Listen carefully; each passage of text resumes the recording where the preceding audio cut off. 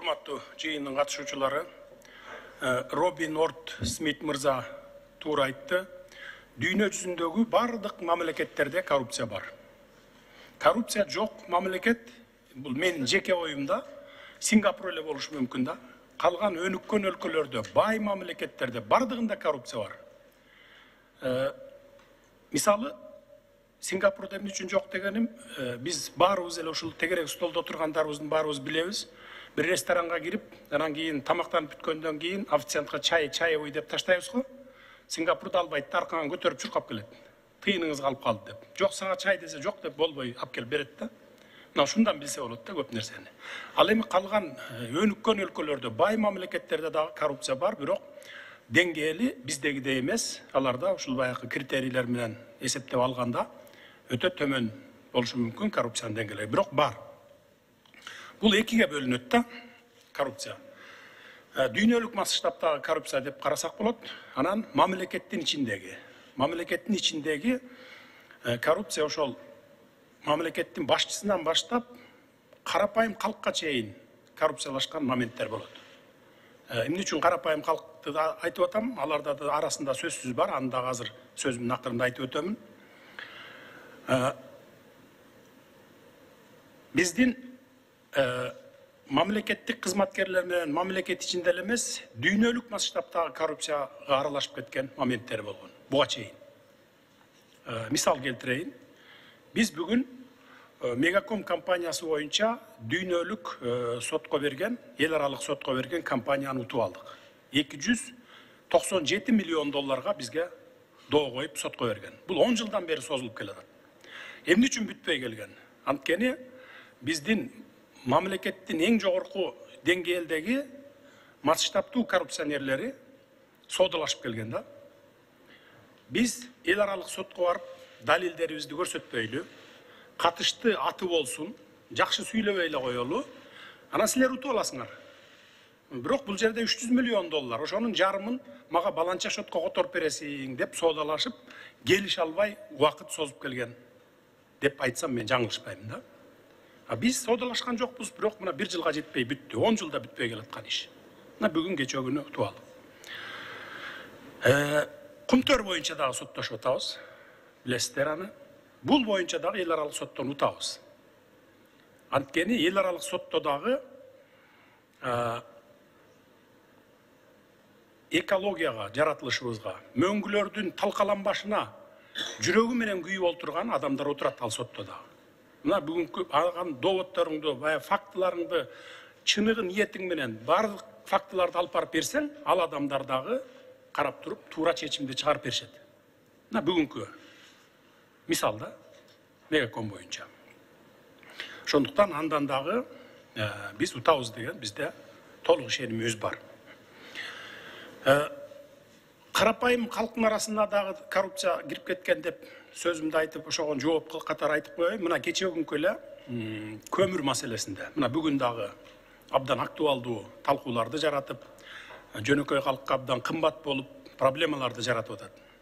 1 айдан бери биз ошо көмүр ташыган айдоочуларга, көмүр ташыган фирмаларга, ошо мамлекеттик дагы, мамлекеттик эмес дагы уюмдарда иштеп атышат. Bir 600'den aşık maşine ошол bir эле кара кечеден ташыйт. Аларга 1 сом 1300'den көмүрдү жүктөп берип, Баланча районго, Түкүнчө областык борборго, же болбосо Баланча айыл өкмөттөргө алып бар десең, ошол жака алып бардым деп коюп туруп, Бишкекке алып келип 6000 сомдон сатып ийип атышат. Бу да коррупция да. Жөнөкөй карапайым калктын арасындагы коррупция. Анан эмне кылдык биз? Анда Бишкекке өзүбүз колго алалы дагы себестоимость менен сатып Бишкекке туруп алалы, элдин баары ушул жерден алсын дагы.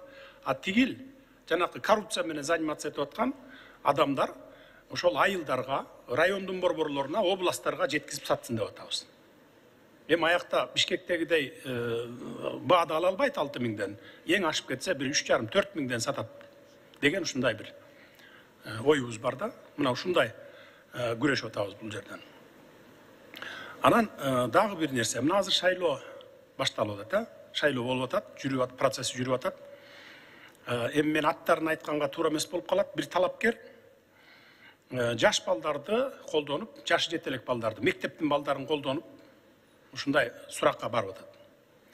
Ошол талапкер мыйзамдуулукту, анан коррупциянын тазаланып жок болушун тим эле булбулдай сайрайт. Бирок өзү ошого барып атат. Мына ушундай да адамдарыбыз жок эмес. Эгер өзүң бирөөнү сындаганды билсең, өзүң сынга алынбаганга аракет кыл да. Ошондой кылып иште да. Жергиликтүү кеңештерге шайлоо өткөн мезгилдерде дагы бир мисал айта кетейин. Трибунадан туруп алып кыйкырып атат. Баякыдай эле шайлоо болуп атат. Сатып алып атат баары, элдин баарын добушун сатып алып атат деп кыйкырып атат. Эми биз баякы 3,5 миллион шайлоочунун аркасынан аңдып жүрө албайт экенсиң да. Бир саатка жетип жетпей ошол талапкердин партиясынын өзү кармалып калып атат, сатып алып аткан боюнча мына. То есть саясатчылар дагы, блогерлер дагы, журналисттер дагы чыныгы ниетиң менен күрөшүп атсаң, анда өзүң таза бол. Өзүң да таза бол. Мына ушундайлар дагы жок эмес. Анан коррупция менен күрөшүүдө Ички иштер министрлиги, улуттук коопсуздук кызматы, анан прокурорлордун, күч органдарынын, укук коргоо органдарынын гана милдети эмес. Ушул жерде отурган ар бир Кыргызстандын жаранынын милдети. Айылда кетмен чапкан карапайым калктын дагы милдети. Мына ошол силер бардыгыңыздар жардам бергенде гана биз коррупцияны жеңе алабыз. Анан жөн эле сүйлөп коюп, анан ошо добуш сатып алып аткандарды карап туруп, мына баякыдай эле болуп атат, сатып алып атат десеңер, деп эле жөн эле чара көрбөй отура берсеңер, анда биз жеңе албайбыз. Карапайым калктын арасында 100% укук коргоо органдары жетишпейт, алардын арасында жок. Силер өзүңөр көрүп турасыңар. Кармагыла дагы өткөрүп бергиле. Мына ошондо коррупция менен бардыгыбыз кетмен чапкан дыйкандан баштап президентке чейин күрөшкөндө гана биз коррупция менен жеңе алабыз. Кыргыз жакшы бир сөздү бир эле сүйлөм менен сөөгүнө жеткирип, түшүндүрүп, терең маанисин түшүндүрүп коет да, балык башынан сасыйт деген сөз бар мына. Бул деген сөз президент өзү коррупционер болсо, анан ылдый жагы дагы сасыйт деген сөз да баягы, чирийт деген сөз. Ошондуктан мына мен таза болуп берейин, калган силер карапайым калк дагы таза болуп, коррупцияга каршы чын ниетиңер менен күрөшүп бергиле. Мына ошондо гана оңолобуз биз. Ансыз коррупцияны жеңиш өтө кыйын. Эми талкуу боюнча Аскар мырза каякта турат? Сиз аянтча түзүлсө деген сунушту киргиздиңиз да. Мына ушул эле аянтчаны керек болсо күндө пайдалангыла. Нури Пайым. Мына күндө пайдалан. Ушул үчүн түзүп берип атабыз да. Чолпон Айым жакшы сөз айтты. Киши өлтүргүч бир адамды өлтүрөт, коррупция өлкөнү өлтүрөт деп. Эң туура сөз да. Эң туура сөз. Ошон үчүн коррупция менен бирөө кишини өлтүрүп койсо, аябай баягы журналисттер, блогерлер ушундай бир укмуш скандал кылып чыгып атат го. Коррупциядан мындан 10 эсе скандал кылып чыгыш керек. Коррупционер адамдарды тапса мына деп туруп. Биз мурункудай факты бер, анан тиги бу деп отурбайбыз. Далилдеп бересиңерби? Ошол замат чечим кабыл алабыз. Бир күн созбойбуз. 30 жылдан берки иштерди аудит жүргүзүш керек дегенде сунушту киргиздиңиз. Биз колубуздан келишинче, күчүбүздүн жетишинче, убактыбыздын жетишинче кылып атабыз.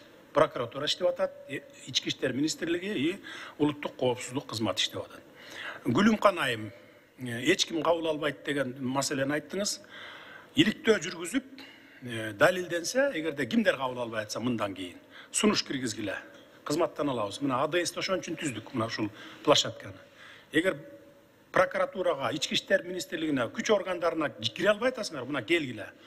Мага кайрылгыла, кат менен кайрылгыла. Социалдык түйүндөр бар мына, колуңарда бардыгыңарда мүмкүнчүлүгүңөр бар, мурдакыдай эмес. Кайрылгыла, биз чечим кабыл алабыз да, ким кызмат кабыл албай, бюрократия кылып аткан болсо, кызматтан алабыз. Токтоосуз алабыз. Ошону угуп койгула бардык күч органдар, прокуратура дагы, Ички иштер министрлиги, улуттук коопсуздук кызматы дагы. Негизи эле мамлекеттик кызматкерлер. Мына администрация отурат, биздин президенттин администрациясы, министрликтер бардыгыңар угуп койгулам. Ким суранса кабыл алыш керек. Көпкө созулуп кеткен кылмыш иштерди ревизия кылып чыгып, чечим кабыл алгыла деп мен Курманкул мырзага тапшырма бергем. Булар иштеп атат. 100дөн ашык ошондой көпкө созулуп кеткен иштер бар. Жаңы жылга чейин Кудай буйрса бүтүрүшөт ал иштерди. Кылмыш жаза жана процессуалдык кодекстери кабыл алынды. Мен кол койдум. 1-декабрдан баштап, то есть 2-декабрдан баштап да күчүнө кирет. Мындан ары кылмыш иштер көпкө созулбайт. Буга чейин 5 жыл тергөө абагында жаткан адамдар болгон. мен өз көзүм менен көргөмүн. Ошон үчүн ушул кодекстерге тез арада срокторун коюп кабыл алдык. Кудай буйрса 2 декабрдан баштап иштей баштайт. Мындан кийин андай созулуп кеткен иштер болбойт. Самат мырза, энергия сектор боюнча айттыңыз, коррупция бар, максатсыз пайдаланган акчалар болуп атат деп. Буга чейин болгон, мындан кийин болбойт. Болгон көзөмөлдү алып атабыз. Бүгүнкү күнгө чейин акыркы ушул 30 жылдын ичинде 140 миллиард сомго жакын тышкы жана ички карыздарды кылып салган. Бул деген сөз баягы карыз ала берген, анан энергия сектор карыз болуп тура берген.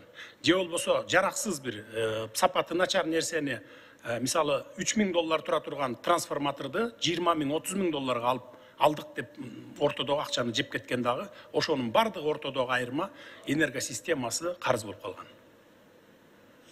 Бирок аны бүгүн биз жок кылып туруп, 140тан өйдө көтөрбөй, тескерисинче кутулуп, четинен кутулуп, эми болор иш болду, боосу канды деп койт кыргызда. Кутулуп биз кризистен чыгалы деп ошогон болгон күч аракетибизди жумшап атабыз. Мына акыркы 10 жылда мурун кичине бир Камбарата 2 болсо да курулган экен, акыркы 10 жылда бир дагы кичи КЭС да курулган эмес. Мына азыр 10дон ашык кичи КЭСтерди кура баштадык. Дагы кечээ күнү мына 50 створго сертификаттарын бердик. Аларга апрель, май айларына чейин куруп баштабасаңар, кайра алып коебуз деген шарттарды коюп жатабыз. 5-10 жылдан бери бир эле киши 20-30 лицензия алып алып, 20-30 лицензияны бүгүнкү күнгө чейин сатам деп күтүп отурушкан моменттер болгон. Бул эми баягы алтын, көмүр, темир, жанагыдай жез, алюминиевый ушундай кен байлыктарына да. Анан биз да ошондой болбосун деп талап коюп атабыз. Эгерде апрель, май айларына чейин салып баштабасаң, анда кайра кайтарасың деп. Баягыдай 5-10 жыл лицензияны, сертификатты алып алып, анан мен клиент издеп, мен сатат элем муштерге, мына мен кожоюммун деп ортодо пайда көрүп эле, баягы сатып ийбесин деген ушундай саясатты жүргүзүп атабыз. Ал эми ошол 5-10 жылдан бери, 15 жылдан бери бир эле адам 20-30 лицензия кармап отурганын, алардын бардыгы ошо эчтеке добывать эткен эмес, баягы кенди казган эмес, дагы клиент издеп жүрүшкөн. Табылган эмес, чыккан эмес, ошонун баарын кайра кайтарып алып атабыз бүгүн мынакей. Сөзүмдүн акырында баарыңыздардан суранарым, ушул жерде тегерек столдо катышып отурган жарандарыбыздан, чет өлкөлүк достордон, жалпы кыргыз элинен бардыгыңыздар коррупцияга каршы күрөшүүдө жардам бериңиздер деп өтүнүп кетемин. Рахмат, көңүл